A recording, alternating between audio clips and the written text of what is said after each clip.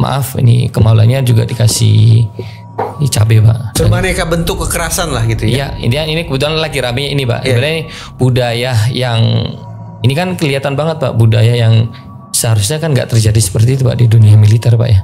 Dengan alasan ini jiwa karsa Pak, doktrin untuk biar anak ini pembinaan gitu. Apakah harus seperti itu Pak?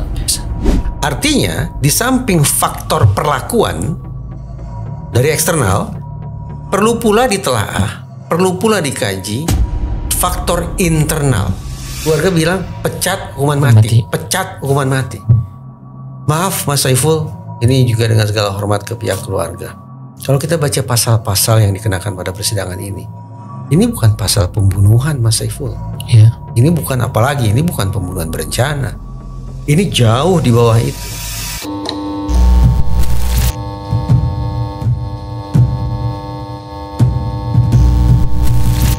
Bismillahirrahmanirrahim. Assalamualaikum warahmatullahi wabarakatuh. Assalamualaikum warahmatullahi wabarakatuh. Kita sekarang ada program baru. Kebetulan beliau insya Allah akan jadi nasum atau moderator atau host tetap di program Ruang Terang. Sini langsung karena ini ada masalah besar nih Pak. Ini sesuai dengan keahlian beliau. Beliau adalah Pak Reza Indragiri. Pak, sekarang kan lagi rame nih Pak. Langsung aja Pak ya. Iya. Sekarang lagi rame soal Prada Luki Pak. Oh ini ya, tentara di NTT ya? Iya, yang beliau Prada. Orang tuanya, bapaknya tentara Pak. Oke. Beliau disiksa dari kita ngelihat video-video bertebaran di medsos. Lubang anusnya dikasih cabai Pak yang udah digerus lah Pak ya.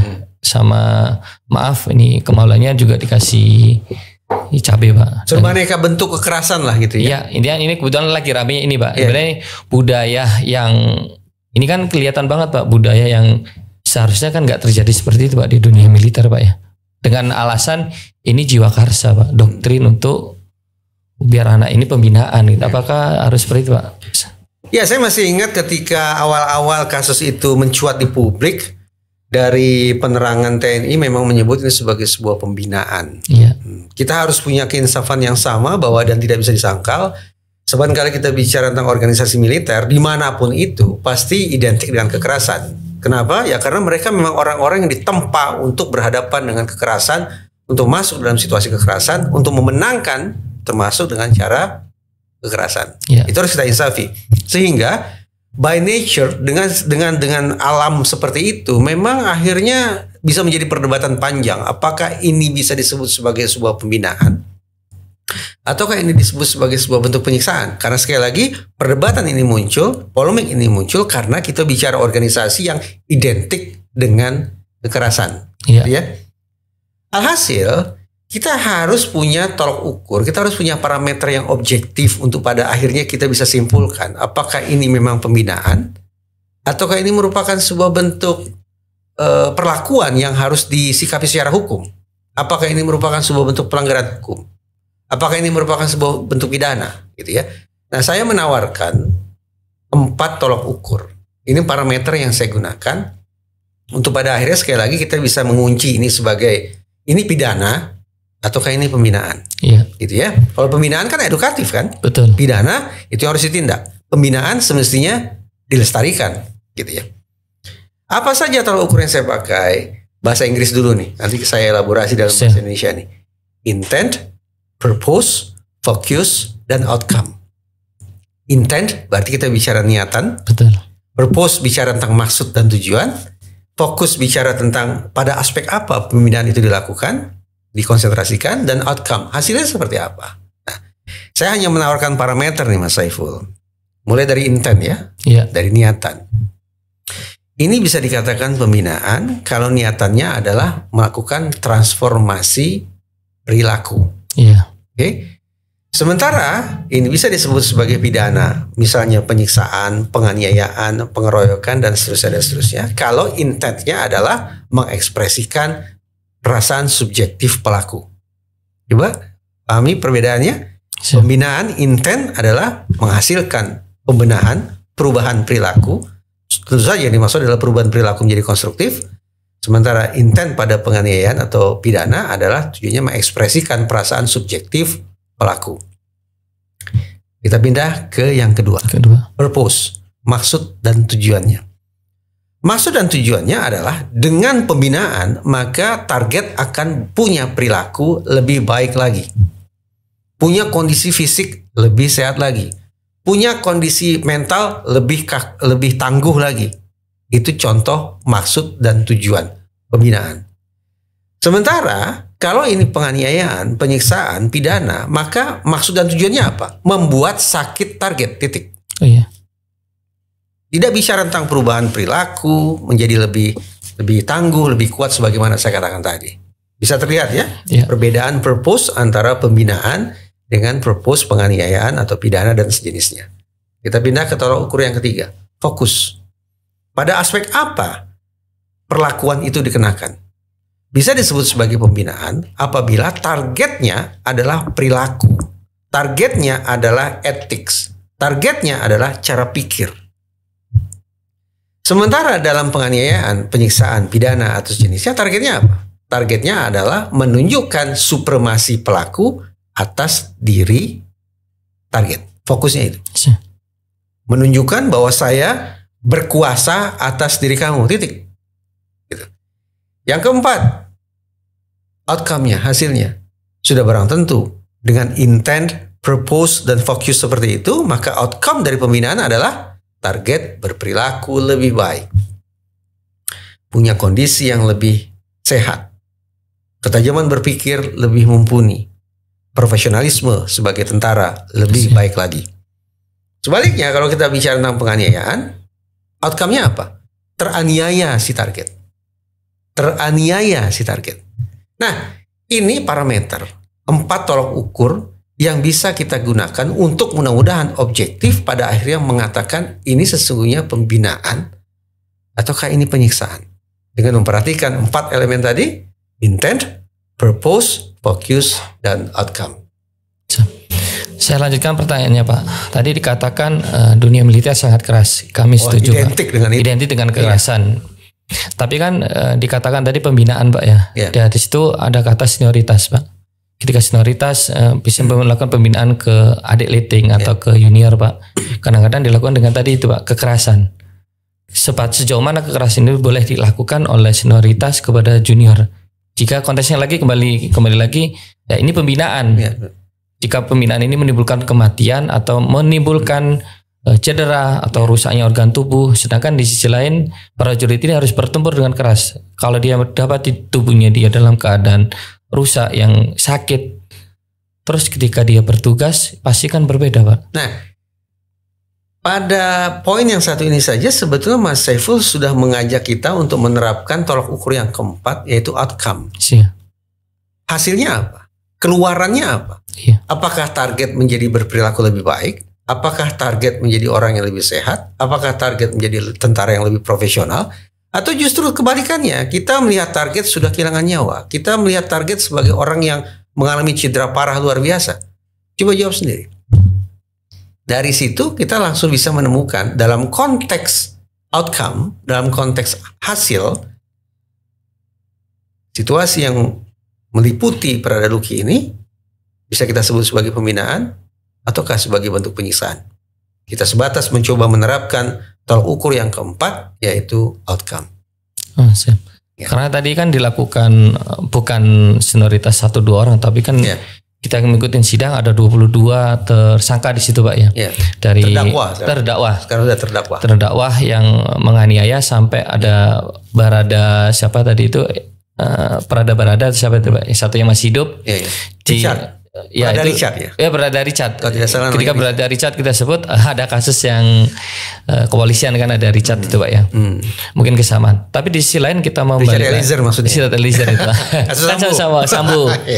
Tapi kita kembali lagi dengan konteks tadi pembicaraan senioritas dan itu istilahnya menegakkan kedisiplinan prajurit. Tapi dengan persidangan tadi kita lihat Pak di medsos adanya penyiksaan yang di luar batas nalar Pak, menurut orang awam yang orang sipil mungkin Pak. Apakah pembinaan sejauh itu Pak? Tadi ini disiksa dikasih. Kita beda posisi dalam menyoroti masalah ini. Kosakata yang terus Mas Saiful pakai adalah penyiksaan, penganiayaan, penyiksaan, penganiayaan, penyiksaan, penganiayaan. Dengan kata lain, Mas Saiful ini memakai mindset seolah Mas Saiful ini adalah jaksa, auditor militer.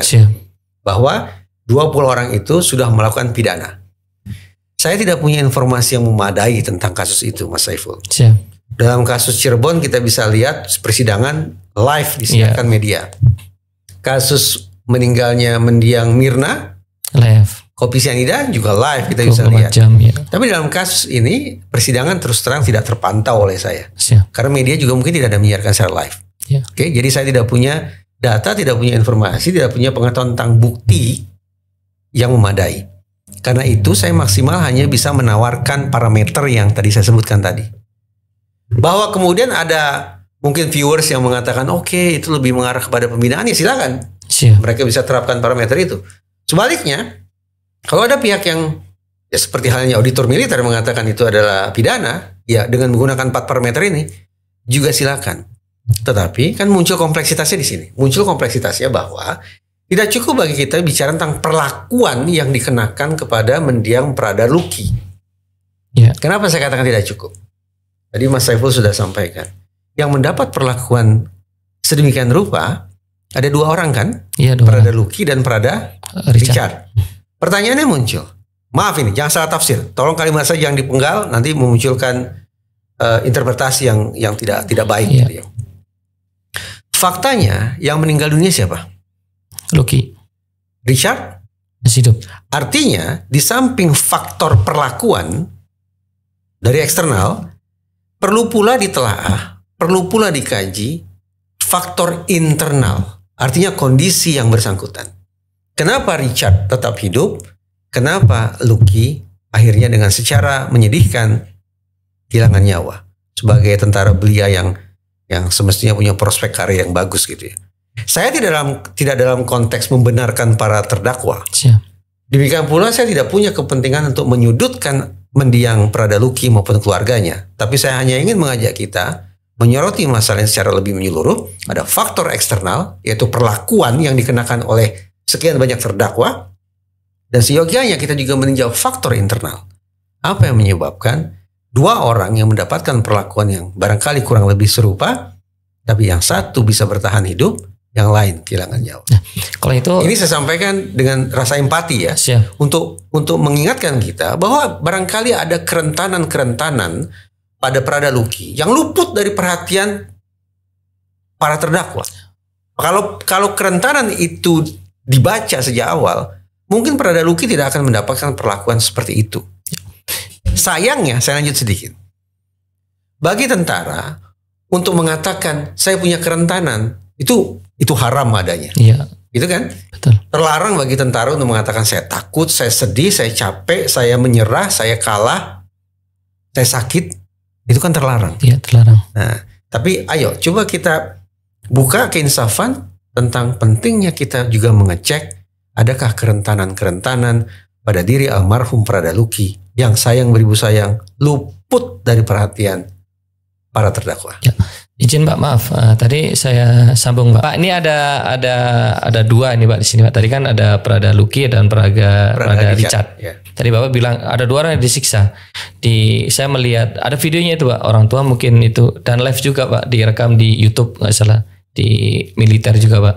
Saya nonton persidangannya, menarik, beberapa cuplikan yang lumayan panjang durasinya. Ternyata Prada Luki ini dua-duanya disiksa Pak. Prada Luki disiksa mungkin nggak kuat Pak, dia kabur. Dia melarikan diri ke rumah tantenya. Tapi dijemput ya? Dijemput dengan alasan pembinaan. Ketika dijemput kembalikan lagi, dilakukan penyiksaan lagi Pak. Dari jam 1 sampai 2:30. Yang boleh dibilang ya di titik inilah beliau benar-benar dianggap mungkin kembali lagi dengan kata pembinaan tadi itu Pak. Yang satu ini disuruh mengaku LGBT kan gitu Pak. Yang ini kan tetap kekeh nggak mau. Si Prada Luki ternyata disiksa sampai ya dengan konteks pembinaan tadi sampai meninggal. Mungkin menurut Bapak tadi bisa dilihat faktor internalnya, bisa jadi kan maksudnya kesehatannya beliau kan, karena militer tidak boleh orang sakit aja nggak boleh bilang sakit kan Pak. Semua harus siap semua. Tapi di sisi lain ketika penyiksaan itu yang melebihi batas normal sehingga mengakibatkan kematian, apakah kategori itu disebut juga dengan pembinaan Pak? Sedangkan kan ada senioritas Pak. Senior mukul istilahnya pembinaan kepada junior nanti punya jadi senior punya junior pasti kan ya maaf nih saya ambil kata agak gitu apa namanya mungkin balas dendam Pak semena-mena gitu. Ya mungkin karena dulu saya disiksa sekarang saya punya junior yang ya saya pakai kata pembinaan bahasa gitu Pak. Salah satu teori tentang sebab musabab bullying kan kekerasan bisa di kantor bisa di sekolah gitu. Salah satu penjelasan tentang sebab musabab mengapa ada bully, mengapa ada orang yang menjelma sebagai pelaku bullying adalah karena regenerasi dendam. Jadi persoalan tidak selesai dengan senior, akan coba saya tanda petik selesaikan dengan cara menampilkan diri saya dari yang dulunya inferior sekarang menjadi superior. Dari yang dulu submisif menunjukkan kepatuhan, tunduk dan sinisnya, sekarang pada posisi yang dominan, yang penguasa, yang pengendali dan seterusnya. Jadi masuk akal kalau kemudian kita juga berspekulasi, kenapa ya bisa-bisanya ada sekian banyak orang yang melakukan pembinaan semacam itu sampai secara menyedihkan Prada Luki meninggal dunia. Salah satu teori yang bisa kita uji adalah teori tentang regenerasi ini. Regenerasi dendam ini. Ada persoalan tertentu yang tidak selesai pada diri para senior, para perwira-perwira itu, Letda atau Letu, saya lupa pangkatnya. Letda.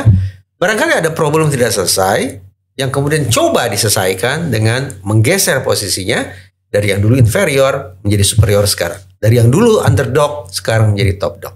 Yang sayang beribu sayang, menyedihkan sekaligus mengerikan, cara untuk mengatasi dendam itu berujung fatal. Namun secara sederhana mungkin saya ingin katakan begini ya, bahwa dengan memakai 4 tolok ukur tadi untuk membedakan mana pembinaan dan mana pidana, penyiksaan atau sejenisnya, kita cukup lihat akhirnya deh. Kita bisa katakan pembinaan, dan ini merupakan kosakata yang terukur, yang bisa dipertanggungjawabkan kalau pada akhirnya kita bisa melihat target sekarang kondisinya lebih baik daripada sebelumnya. Tapi tidak terbantahkan, target ternyata hari ini sudah meninggalkan kita. Kondisinya ya seperti itulah. Jadi benarkah ini pembinaan? Ya, secara objektif mereka yang punya data, mereka yang punya informasi, mereka yang punya alat bukti, silakan berdiskusi. Tawaran kita 4 parameter tadi.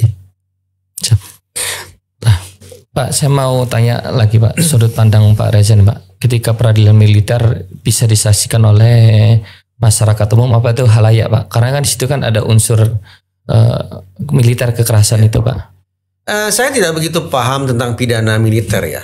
Kitab undang-undang hukum militer saya tidak paham. Tapi kalau kita bicara tentang pidana umum, sipil, memang ada beberapa jenis perkara yang harus tertutup. Tidak boleh dipublish. Perkara kesusilaan, perkara anak, itu memang harus ditutup. Tapi selebihnya terbuka. Sepanjang yang saya ketahui, dari pasal-pasal pidana yang diterapkan dalam kasus ini, semuanya adalah pasal-pasal pidana yang ya sesuai peraturan tidak harus tertutup. Sehingga salah satu azas persidangan itu terbuka, itu terpenuhi. Karena sekali lagi ini bukan perkara yang mengharuskan persidangan diselenggarakan secara tertutup. Justru demi transparansi sudah sepatutnya dibuka, dicermati oleh publik. Karena kan di media sana kan apalagi dengan statement orang tua almarhum Pak. Saya aja orang tua yang tentara bahasa gitu Pak. Anak saya dihabisi dengan kata emosi Pak ya. Sedangkan di Batalion itu kan pasti mereka tahu Pak senioritasnya. Kalau ini anak tentara Pak. Anak tentara aja dilakukan pembinaan dengan saya ngambil kata sekejam itu ya. Karena kan sampai yang hidup aja Barada Richard ini aja. Barada ini kan sampai hari ini pun dia kencing keluar darah Pak. Karena ada kehancuran di organ tubuhnya. Cedera dalam ya. Cedera dalam. Sampai kencing keluar darah gitu Pak. Ya jadi kan masyarakat kita rasa ketakutan gitu Pak. Saya pada satu sisi berempati terhadap keluarga Prada Luki. Ya siapa sih orang tua tidak merasa kehilangan ya. Apalagi kehilangan dengan cara-cara yang sangat menyedihkan semacam itu. Ya kita tentu bisa bertoleransi terhadap pernyataan-pernyataan atau ekspresi-ekspresi yang emosional dari keluarga mendiang Prada Luki. Tapi izinkan saya untuk mengatakan, boleh jadi keluarga, apalagi ayah Prada Luki akan tersakiti kembali di ujung persidangan nanti. putusan itu. Karena putusannya niscaya saya hampir bisa pastikan tidak akan sesuai dengan ekspektasi pihak keluarga. Ekspektasi keluarga apa? Tuntutan 9 tahun hukuman mati. Keluarga bilang pecat hukuman mati. Pecat hukuman mati. Maaf Mas Saiful, ini juga dengan segala hormat ke pihak keluarga. Kalau kita baca pasal-pasal yang dikenakan pada persidangan ini bukan pasal pembunuhan Mas Saiful. Iya. Ini bukan apalagi, ini bukan pembunuhan berencana. Ini jauh di bawah itu. Ancaman hukumannya apa? 9 tahun tuntutan. Iya, seperti itu. Sehingga harapan jangankan hukuman mati, jangankan hukuman seumur hidup, hukuman 20 tahun pun saya sanksi. Apa ya hakim mau ultra petita, hakim menjatuhkan putusan lebih daripada tuntutannya? Saya agak ragu juga. Apakah hakim berani-beraninya menggunakan pasal pembunuhan sementara auditor militer tidak menerapkan pasal itu? Saya tidak yakin juga hakim akan berani melakukan ultra petita semacam itu, saya tidak yakin. Kalau untuk potensi dipecat Pak dengan tadi sampai kehilangan nyawa gitu. Kehilangan nyawa? Ya, menurut saya itu relatif mudah ya. Orang kehilangan nyawa, meredakan amarah keluarga, menenangkan masyarakat luas. Bisa saja hakim kemudian berpikir tuntutan akan keadilan ini bukan hanya datang dari mendiang almarhum Luki, ya. Bukan hanya datang dari keluarga, tapi dari masyarakat. Untuk memenuhi keinginan atau ekspektasi akan keadilan yang sangat luas itu, relatif gampang bagi hakim untuk menjatuhkan sanksi pecat secara tidak hormat. Tapi terkait dengan sanksi pidana, tadi saya tidak yakin, betul-betul saya tidak yakin hakim akan berani melakukan ultra petita, istilahnya melampaui di atas tuntutan. Saya tidak yakin itu. Bukan berarti saya tidak bersimpati ya, tapi saya bicara tentang realitas hukum di ruang persidangan. Itulah pasal yang dipakai oleh auditor militer. Karena bukan pasal-pasal yang beresiko sampai hakim bisa menjatuhkan hukuman mati kepada terdakwa gitu. Kalau di militer hukuman pidana umum kan beda Pak dengan pidana militer kan Pak? Militer lebih berat katanya begitu. Tapi tetap saja pasal yang dikenakan bukan pasal-pasal yang memberikan ancaman pidana berupa hukuman mati. Bukan itu pasal pada kasus ini, bukan itu. Bukan itu. Kecuali misalnya sekian belas atau sekian puluh tahun silam ada oknum tentara nembak sampai mati. Hukumannya hukuman mati. Ya karena memang pasal yang digunakan oleh auditor militer adalah pasal yang bisa memberikan ancaman pidana berupa hukuman mati kepada terdakwa. Pada kasus ini tidak. Bisa jadi pembinaan yang mengakibatkan kematian itu yang sehingga tidak tuntut hukuman mati Pak ya? Mudah-mudahan kita bisa suatu saat diskusi. Kita bicara mens rea nih. Niat itu Pak ya? Saya memilih pakai kata mens rea saja. Karena kalau kata niat itu bisa bercampur baur antara mens rea dengan motif. Ini perbedaan antara saya dengan guru saya yaitu Pak Mahfud.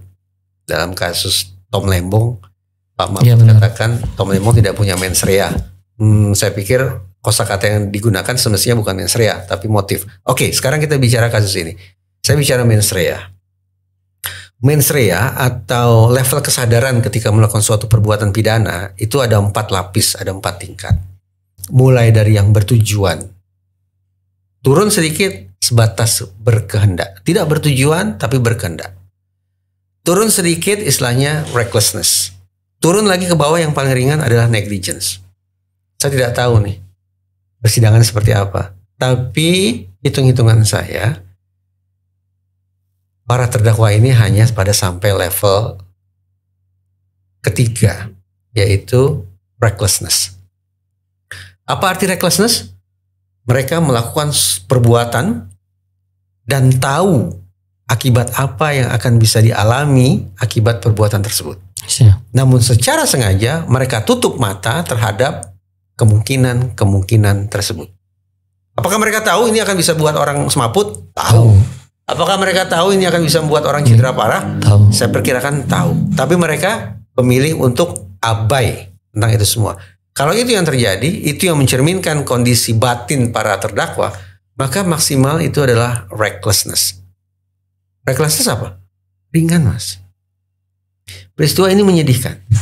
Tapi konsekuensi hukumnya barangkali akan membuat kita atau membuat keluarga mendiang Luki sedih untuk kedua kalinya. Karena konstruksi pidananya bukan berujung pada ancaman hukuman mati kalau terdakwa divonis bersalah. Ini terakhir Pak, satu aja Pak. Masyarakat kita kan tidak tahu soal apa itu pembinaan, apa itu jiwa karsa. Sedangkan di militer tadi kan dijelasin bahwa saya militer identitas dengan kekerasan. Karena kan dihadapkan dengan perperangan. Betul. Tidak ada kata sakit, apapun harus siap ini gitu Pak. Sejauh mana Pak dikatakan pembinaan itu Pak? Apakah pembinaan itu harus melukai atau sejauh mana? Karena kan di sisi lain kan ada HAM itu Pak. Saya sipil nih. Siap. Standar penilaian saya boleh jadi berbeda dengan teman-teman tentara. Bagi sipil misalnya, ini hanya misalnya ya, saya tidak tahu benar atau tidak. Bagi sipil dicubit itu barangkali sudah merupakan kekerasan yang tidak bisa dipandang sebelah mata. Tapi bagi tentara yang namanya dicubit itu barangkali biasa. Ya. Jadi saya tidak ingin membuat penghakiman terhadap dunia yang berbeda dengan saya karena saya sipil. Namun kembali lagi, apakah ini bisa kita katakan sebagai pembinaan ataukah ini kita simpulkan sebagai bentuk penyiksaan, penganiayaan, pidana? Silakan viewers terapkan 4 tolok ukur yang sudah tadi saya paparkan. Dari penerapan 4 parameter itu, silakan simpulkan masing-masing. Sebagaimana majelis hakim nanti juga akan membuat simpulan. Apakah ini pembinaan ataukah ini penyiksaan? Apakah ini penyiksaan yang patut dihukum seberat-beratnya? Ataukah ini penyiksaan yang ada unsur pemaafnya? Unsur peringannya, yaitu kata pembinaan itu tadi. Kita asumsikan hakim akan buat putusan yang seadil-adilnya. Siap. Terima kasih Pak. Tapi kita berharap mudah-mudahan situasi semacam ini tidak terulang ya. Betul Pak. Sehingga tidak ada peradaluki berikutnya. Siap. Ini kan semoga masyarakat kita juga teredukasi gitu Pak. Ya. Ketika kita dihadapi dengan berita tentang peradilan militer, ya ada perlakuan khusus itu karena ini kan wilayah militer dan ini wilayah sipil dengan aturan yang berbeda Pak. Betul. Di sini kita ingin mengambil sudut pandang Pak Reza Indragiri mengenai kasus ini, semoga tidak terjadi lagi. Di sini kita tidak konteksnya ingin menghakimi salah satu institusi, kita hanya ingin membuka wawasan kita bahwasanya dunia kita sama dunia militer berbeda kan gitu Pak ya. Karena doktrinnya juga pasti berbeda. Di sisi lain ya mereka didoktrin keras karena untuk melindungi kita semua orang sipil kan gitu Pak. Itu bagus tuh. Siap. Mereka didoktrin, dididik keras untuk melindungi kita. Masyarakat kita sipil. Jadi masyarakat sipil gak usah cawe-cawe tentang keamanan untuk diri kita sendiri Pak. Ketika keamanan lemah ya kitanya sendiri juga mau aktivitas juga lemah juga gitu Pak. Gak merasa terlindungi. Sisi lain kita ingin dilindungi oleh teman-teman militer gitu Pak. Siap, nanti ruang terang ini akan selalu adakan diskusi dengan sudut pandang keilmuan Pak Reza Indragiri. Jadi jangan lupa untuk di-subscribe mungkin itu Pak. Dan beliau akan berbagi ilmu beliau di podcast kanal ini di Ruang Terang. Terima kasih, semoga sehat selalu. Terima kasih Pak Reza untuk diskusinya dan sudut pandangnya. Assalamualaikum warahmatullahi wabarakatuh. Waalaikumsalam warahmatullahi wabarakatuh.